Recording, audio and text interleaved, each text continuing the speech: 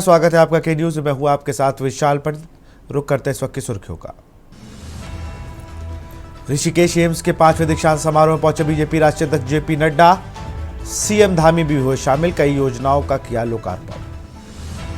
2 मई को खुलेंगे तुंगनाथ के कपाट, 21 मई को खुलेंगे द्वितीय केदार भगवान मदमहेश्वर धाम के कपाट। 4 धाम यात्रा मार्ग पर संवेदनशील 22 जगह जेसीबी होंगी तैनात। मानसून के समय बढ़ाई जाएगी संख्या, सड़क सुधार का काम जारी। खटीमा में 3 दिवसीय पासपोर्ट सेवा कैंप शुरू, सरकार आपके द्वार योजना को सराहना। पासपोर्ट मोबाइल कैंप को जनता का समर्थन। टिहरी में बारिश ओलावृष्टि से किसानों की फसल चौपट, प्रशासन द्वारा किसानों को वितरित किया जाएगा मुआवजा।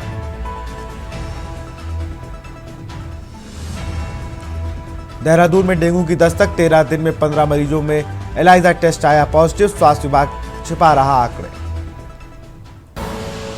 आप देख रहे हैं के न्यूज, खबरों का सारथी। ऋषिकेश स्थित अखिल भारतीय आयुर्विज्ञान संस्थान में मंगलवार को 5वां दीक्षांत समारोह भव्य रूप से संपन्न हुआ। कार्यक्रम का शुभारंभ केंद्रीय स्वास्थ्य मंत्री एवं पुष्कर ने दीप प्रज्वलन कर किया। इस अवसर पर छात्र उपलब्धि छात्रों को गोल्ड मेडल से नवाजा गया। समारोह के दौरान केंद्रीय ऋषिकेश ने मैदानी क्षेत्र लेकर दूरदराज पहाड़ी इलाकों तक चिकित्सा सेवा पहुंचाकर मिसाल कायम की है। तक यहाँ पर हो रही है। आयुष का विभाग भी आज शुरुआत कर दिया है। हर तरफ चारों तरफ हेली सेवा भारत की पहली बार यहाँ से प्रारंभ हो चुकी है। माननीय प्रधानमंत्री जी ने हेली सेवा के लिए एक हेलीकॉप्टर भी हमको दे दिया है। हम आभारी हैं माननीय प्रधानमंत्री। हल्द्वानी नगर निगम ने मानसून सीजन आने से पहले शहर के सभी नालियों की सफाई का अभियान शुरू कर दिया है। इसकी शुरुआत कालाडूंगी चौराहे से की गई। हर बार मानसून सीजन में बरसात की वजह से शहर में जलभराव हो जाता है, जिसकी वजह से शहर की सभी नालियां हैं जो गंदगी से बंद हो जाती है। इस बार सभी नालियों की सफाई का विशेष अभियान चलाया गया है।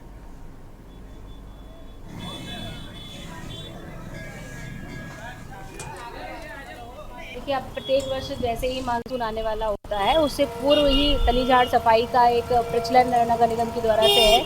तो इसी क्रम में हमारा आज से एक विशेष सफाई अभियान शुरू हुआ है, जिसमें सभी वार्ड इसमें कवर किए जा रहे हैं। 1 महीने का यह स्वच्छता अभियान है। आज कालू सिद्धि मंदिर से मुखानी चौराहे तक और कालू सिद्धि मंदिर से नीचे बॉम्बे क्रॉकरी जहाँ पर है उस नाले की पूरी सफाई की गई है, जिसमें नगर निगम के अधिकारियों ने भी श्रमदान किया है। पूरी टीम लगी हुई है और नालियों की पूरी तलीझाड़ सफाई की गई है। उद्देश्य एक ही है कि शहर को स्वच्छ रखा जाए। और मैं आप सभी के माध्यम से लोगों से अपील भी करना चाहूँगी कि आज जब नालियों की सफाई की गई तो उसमें लोगों के कपड़े, ग्लास, पॉलीथीन, सारा सामान नालियों से ही निकल रहा था। तो मैं अपील करना चाहूँगी कि ये शहर हम सबका है, आपका है, इसको स्वच्छ बनाने में हमारा साथ दें। हल्द्वानी में राज्य आंदोलनकारी और पूर्व दर्जा राज्य मंत्री हरीश पनेरू ने ओखल कांडा से आए ग्रामीणों के साथ 1 दिवसीय का धरना प्रदर्शन किया। इस दौरान उन्होंने प्रशासन पर धोखाधड़ी का आरोप लगाया। हरीश पनेरू ने कहा कि पिछले साल मार्च के महीने में ओखल कांडा ब्लॉक के पतलोट में सड़क हादसे में 7 लोगों की मौत हुई, जिसमें स्थानीय विधायक और राम सिंह केड़ा प्रशासन ने मृतकों के परिजनों को 4-4 लाख रुपए दिए।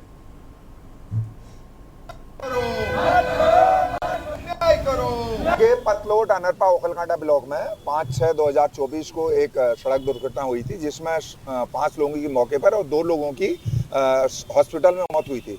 उसमें ये 3 बच्चे ऐसे हैं जिनके माता पिता कोई नहीं रहे और ये उनकी दादी हैं। और उस टाइम सरकार ने कोड़ी घोषणा करी, यानी एडीएम, डीएम और क्षेत्रीय विधायक के साइन है। इन्होंने कहा 4 लाख मिलेंगे। 2 लाख तो आपके सहयोग से वो चेक बाउंस हुए थे, आप पत्रकारों ने उठाया, 2 लाख मिले।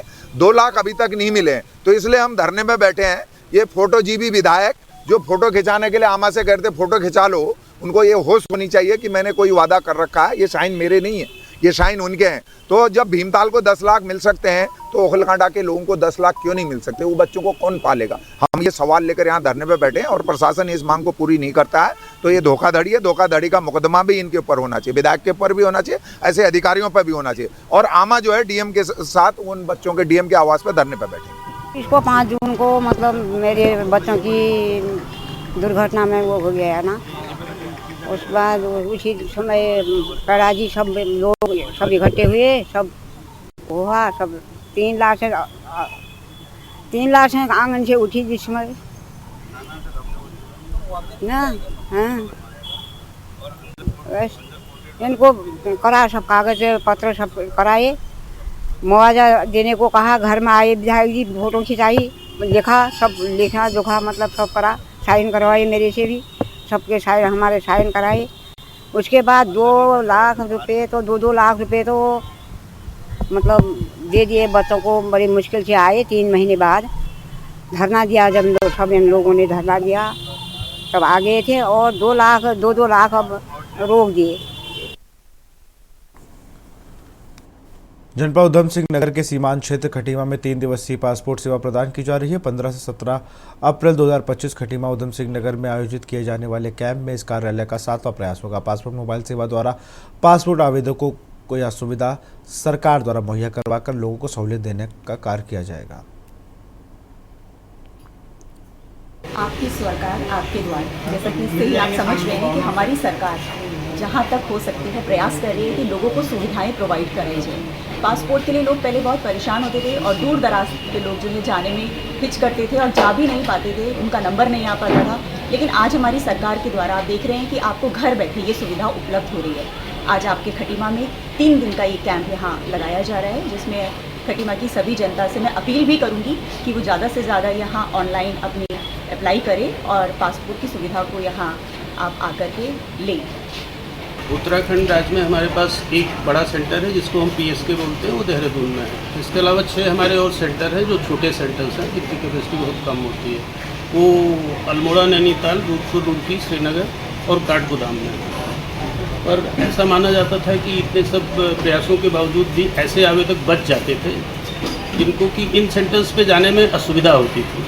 तो इस कॉन्सेप्ट में मोबाइल वैन बिल्कुल फिट बैठती है। इसमें हम क्या करते हैं कि मोबाइल वैन को असेसमेंट के बेसिस पे जहाँ आवेदक हमें पर्याप्त संख्या में मिल जाएं ले जाते हैं और वहीं उनका बायोमेट्रिक्स कैप्चर करके डॉक्यूमेंट वेरीफाई करके अपने ऑफिस वापस ले जाते हैं। लक्सर तहसील मुख्यालय में आयोजित तहसील दिवस कार्यक्रम में उप जिलाधिकारी सौरभ असवाल ने मुख्य अतिथि के रूप में शिरकत की। कार्यक्रम के दौरान कुल 26 शिकायतें प्राप्त हुई, जिनमें भूमि पैमाइश, जल संस्थान, बिजली और चकबंदी विभाग से जुड़ी समस्याओं को प्रमुख रही। तहसील लक्सर में तृतीय मंगलवार को तहसील दिवस का आयोजन, इसमें अभी तक हमारे पास 26 शिकायतें आ गई थी, जिसमें ज़्यादातर शिकायतें पैमाइश से रिलेटेड है और जल संस्थान से रिलेटेड है। मौके पे हमने अभी 6 शिकायतों का निस्तारण किया है, टोटल 26 है। बाकी शिकायतें जितनी बची हैं उसमें अधिकारियों और कर्मचारी जो अभी आए हैं उनको निर्देश दिए गए हैं कि जल्दी इसका समाधान करें। देखिए, जो अधिकारी नहीं आए हैं उनने यहाँ पर उनका स्पष्टीकरण के लिए उनके लेटर बन रहे हैं। अगर उनका जवाब संतोषजनक नहीं हुआ तो फिर आगे की कार्रवाई की जाएगी। खबर देहरादून से है, जहां उत्तरांचल प्रेस क्लब में ट्रांसजेंडर अधिकारी दिवस मनाया गया। आयोजक संस्था होप ह्यूमन वेलफेयर सोसाइटी के अध्यक्ष अदिति शर्मा ने बताया कि 3rd जेंडर का दर्जा मिलने के बाद से विभिन्न लाभ मिल रहे हैं। उन्होंने सरकार आरक्षण का लाभ दिलाने की मांग की, क्योंकि ट्रांसजेंडर को स्वावलंबी बनाकर सम्मानजनक जीवन के अवसर प्राप्त होने चाहिए। इसी से ट्रांसजेंडर दर्जा दिया जाना सार्थक साबित होगा।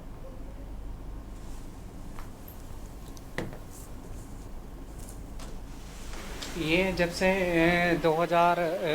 15 अप्रैल को जब से हमें 3rd जेंडर का दर्जा मिला है, तब से हम देखते हैं कि हमें भी समाज एक्सेप्ट कर रहा है कहीं ना कहीं, और हमें बहुत सारे बेनिफिट मिल रहे हैं। और मेरी सरकार से ये गुजारिश है कि जैसे 3rd जेंडर का कॉलम बना दिया है, कॉलम नहीं, हमें सरकारी कोटे में भी हमारा नाम होना चाहिए और हमें स्पेशल छूट भी होनी चाहिए। तो यही मेरा मोटिव था आज ट्रांसजेंडर अधिकार दिवस मनाने का, कि जब मैं वोट दे सकती हूँ।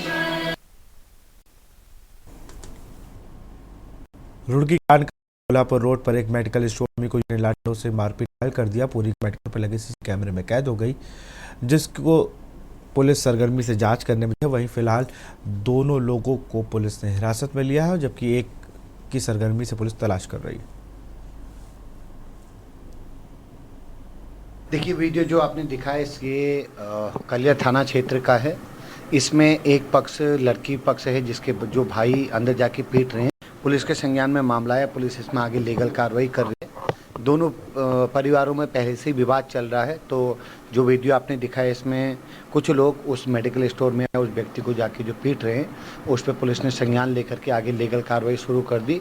चूँकि प्रकरण पहले भी कई बार इनके आपस में पारिवारिक झगड़े हुए हैं, तो वो लीगल प्रक्रिया आगे चल रही है। रुड़की स्थित हरिद्वार यूनिवर्सिटी में एक बार फिर विवादों में घिर गई है। यूनिवर्सिटी के वार्षिक उत्सव के दौरान आयोजित रंगारंग कार्यक्रम में उस वक्त हंगामा मच गया जब कुछ छात्रों के बीच कहासुनी के बाद लात घूंसे चलने लगे। देखते ही देखते माहौल बिगड़ गया और कार्यक्रम स्थल पर भगदड़ मच गई। अफरा तफरी के चलते आयोजकों ने कार्यक्रम के बीच ही रद्द कर दिया। इस पूरी घटना का वीडियो सोशल मीडिया पर तेजी से वायरल हुआ, जिसके बाद पुलिस ने मामले का संज्ञान लिया। यूनिवर्सिटी प्रबंधन द्वारा दी गई तहरीर के आधार पर कलियर थाना में मुकदमा दर्ज कर लिया गया है। यूनिवर्सिटी की तरफ से एक कंप्लेन आई जिसमें उनका ये कहना है कि किसी पर्टिकुलर गांव से कुछ 10-12 लोग लड़के आकर के उनके जो कल्चरल इवेंट चला था उसमें उन्होंने न्यूसेंस किया, कलाकारों के साथ बदतमीजी करी। तो इसमें कुछ नामजद लोगों के खिलाफ कल ही FIR दर्ज कर दी है। अब जो हमारे SSI लेवल का ऑफिसर है वो इसकी इन्वेस्टिगेशन चल रहा है।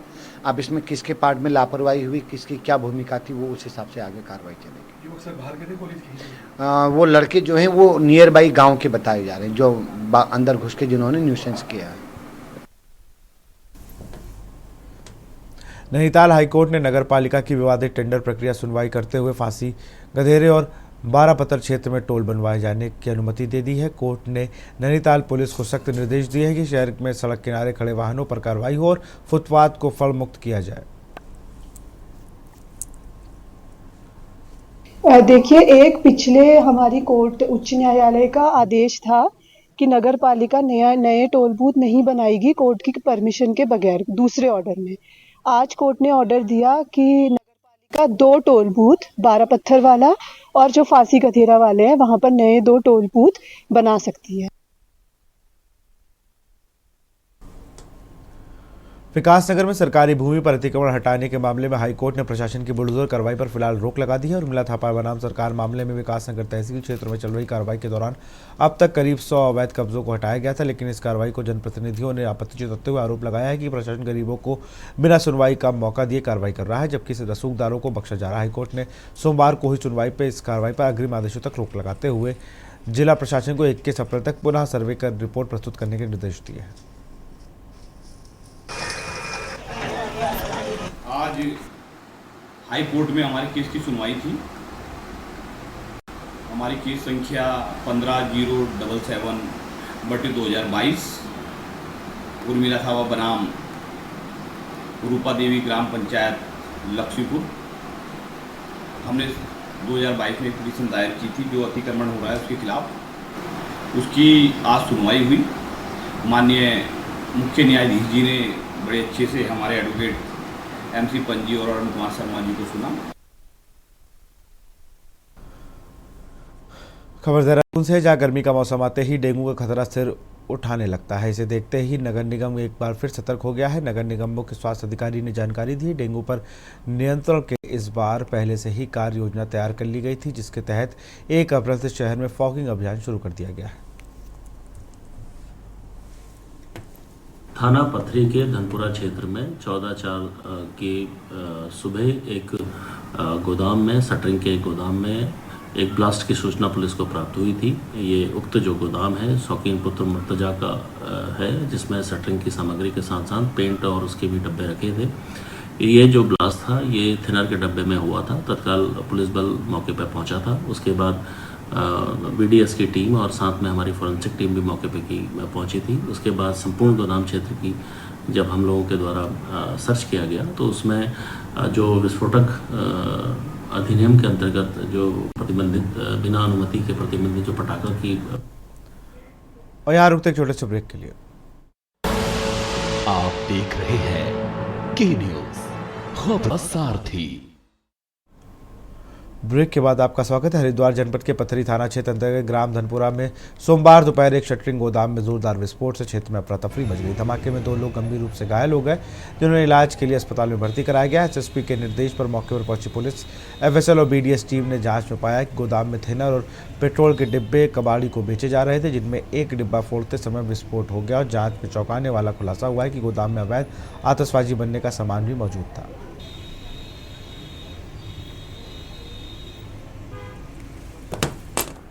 देखिए, रामनगर से एक पंकज बंसल हैं जो कल घर से निकले थे स्कूटी से और वापस नहीं आए हैं। उनकी पत्नी द्वारा थाना पे मुकदमा पंजीकृत कराया गया है। उनमें कुछ लोगों पर वो शक भी जता रही है कि उनसे लेन देन का विवाद था, उन लोगों ने हो सकता है उसे गायब कर दिया हो। तो इस संबंध में थाना हाजा पर मुकदमा पंजीकृत किया गया है और जो संदिग्ध लोग हैं उनको पूछताछ के लिए लेके आए, पूछताछ की जा रही है और जो भी इसमें फैक्ट मिलेंगे, फैक्ट के आधार पर इसमें कार्रवाई की जाएगी। वह जो अपहर्ता है, जो गुमशुदा है, उसकी बरामदगी की जाएगी। खबर रामनगर से है, जहां पंजाबी कॉलोनी निवासी महिला ने घर से 10 लाख रुपए लेकर निकले पेशे से व्यापारी और स्कूल प्रबंधक पति के अपहरण की आशंका जताते हुए 3 लोगों पर शक जताया है। महिला की तहरीर पर कोतवाली क्षेत्र पुलिस ने रिपोर्ट दर्ज कर मामले की जांच शुरू कर दी है। आज माननीय उच्च न्यायालय ने पुनः देहरादून शहर की जो विभिन्न नदियां हैं, खासकर रिस्पना और बिंदाल, और जो इसमें गाड़ गदेरे, नाले, खाले जो है सीजनल स्ट्रीम्स का काम करते हैं, जिसमें पानी बरसातों में जो है वो इन नदियों में आता है, उस विषय पर सुनवाई करी और प्रमुख सचिव वन RK सुधांशु, प्रमुख सचिव सिंचाई डॉक्टर R राजेश कुमार और सचिव अर्बन डेवलपमेंट शहरी विकास नीतीश कुमार झा और सचिव राजस्व SN पांडे ये वर्चुअली कोर्ट के सामने पेश हुए और इन्होंने पक्ष रखा। एक शपथ पत्र राज्य सरकार की ओर से दाखिल किया गया। आज उस शपथ पत्र का एक बहुत महत्वपूर्ण अंग माननीय उच्च न्यायालय ने